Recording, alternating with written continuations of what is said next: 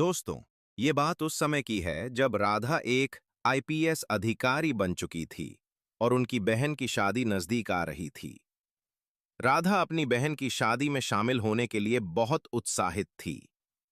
उसने अपनी वर्दी की बजाय साधारण कपड़े पहनने का फैसला किया, ताकि वह अपनी बहन के साथ अधिक सहज महसूस कर सके। राधा ने अपने साधारण कपड़ों में शादी की तैयारी करनी शुरू की। उसने अपनी बहन की शादी के लिए सभी आवश्यक तैयारियां पूरी कीं। जब वो अपनी बहन के साथ शादी के लिए तैयार हो रही थी, तभी दरोगा ने राधा को रुकने का इशारा किया। दरोगा ने राधा को रोककर कहा, अरे, तुम कहाँ जा रही हो? राधा ने जवाब दिया, मैं अपनी बहन की शादी में जा रही हूं। दरोगा ने राधा की ओर देखा और कहा, तुम्हारी वर्दी कहाँ है? राधा ने जवाब दिया, मैं साधारण कपड़ों में अपनी बहन की शादी में जा रही हूं। दरोगा ने राधा की बात नहीं मानी और कहा, तुम्हें मेरी बात माननी होगी। राधा ने दरोगा की बात नहीं मानी और आगे बढ़ने की कोशिश की। दरोगा ने राधा का हाथ पकड़ लिया और कहा, तुम्हें मेरे साथ चलना होगा। राधा ने अपने आप को दरोगा की पकड़ से छुड़ाया और कहा, तुम मुझे छूने की हिम्मत कैसे कर सकते हो? दरोगा ने राधा की ओर देखा और कहा, मैं तुम्हें सबक सिखाऊंगा। राधा ने दरोगा को चेतावनी दी, तुम्हें अपनी हद में रहना चाहिए। दरोगा ने राधा की चेतावनी को नजरअंदाज कर दिया और फिर से राधा का हाथ पकड़ने की कोशिश की। राधा ने दरोगा को धक्का दिया और कहा, तुम्हें मुझे छूने की अनुमति नहीं है। दरोगा ने राधा की ओर देखा और कहा, तुम्हें मैं देख लूंगा। राधा ने दरोगा की धमकी को नजरअंदाज कर दिया और आगे बढ़ गई। दरोगा ने राधा को जाते हुए देखा और कहा, ये औरत मुझे नहीं जानती। दरोगा ने राधा के पीछे अपनी गाड़ी में बैठकर चलना शुरू किया। राधा ने अपनी बहन की शादी में जाने के लिए एक ऑटो लिया।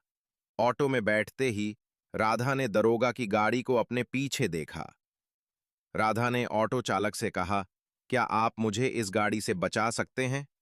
ऑटो चालक ने कहा, हाँ, मैं आपको बचा सकता हूं।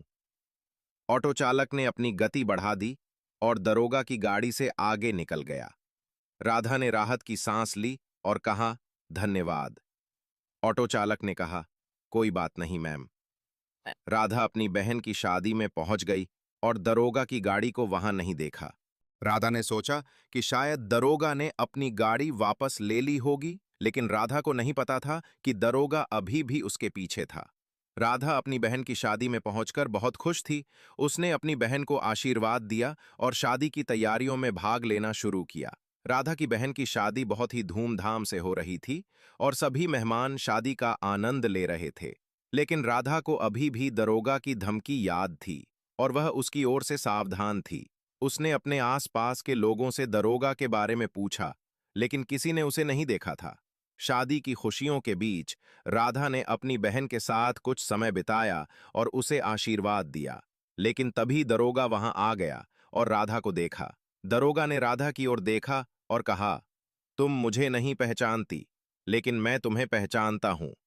राधा ने दरोगा को देखा और कहा, तुम यहां क्या कर रहे हो? दरोगा ने कहा, मैं तुम्हें देखने आया हूं। राधा ने दरोगा को चेतावनी दी, तुम्हें यहां से जाना चाहिए। दरोगा ने राधा की चेतावनी को नजरअंदाज कर दिया और कहा, मैं तुम्हारे साथ बात करना चाहता हूं।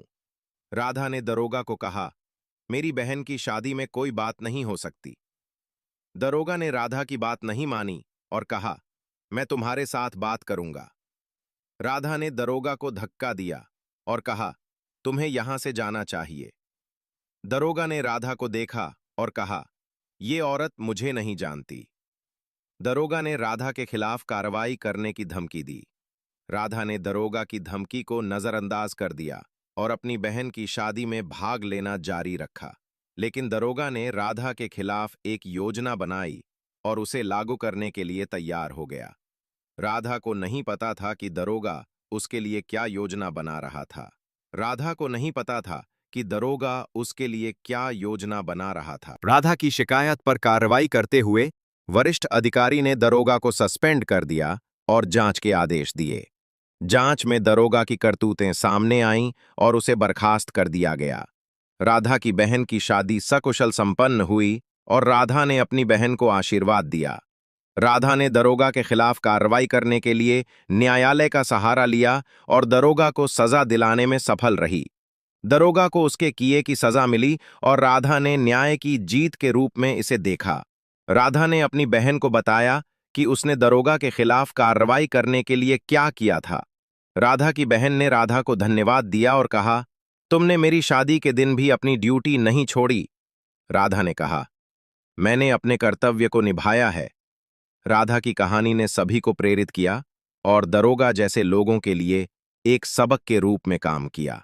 राधा ने साबित कर दिया कि एक आईपीएस अधिकारी के रूप में वो अपने कर्तव्य को निभाने में सक्षम है। दोस्तों, आज मैं आपको एक बात और बता दूं कि इसी प्रकार की अच्छी अच्छी वीडियो देखने के लिए हमें फॉलो जरूर करें। और अगर आपकी ये वीडियो पसंद आई तो लाइक करें और अपने दोस्तों के साथ जरूर शेयर करें। इसी के साथ मिलते हैं अगली वीडियो में। जय हिंद, जय भारत।